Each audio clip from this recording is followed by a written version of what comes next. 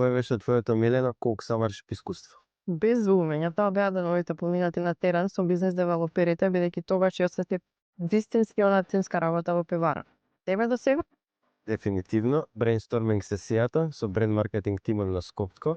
Имав чувство дека сите наши идеи беа добре дојдени, па така и не лудите, и што е најако, никој не гледаше како практиканти, туку како дел од тимот. Што те изненади најмногу во пивара Скопје?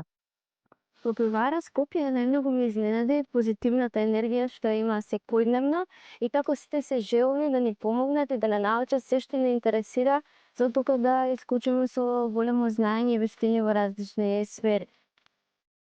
Сакам да те прашам што те мотивира да ја продолжиш твојата кариера во пивара Скопје? Дефинитивно тоа беше енергијата на луѓето и можноста за личен и професионален развој на младите таленти уште од самиот нивен почеток. Која е една лекција што се научила од ментор да ден денес се применуваш? Искрено, мојот ментор сум ја научила лекцијата во однос на правилно поставување приоритети и ја применувам редовно во секојдневието. Би сакала да те прашам јас едно прашање, која е таа работа што си ја научил тука, а не си очекувал дека ќе ја научиш? Тешко прашање.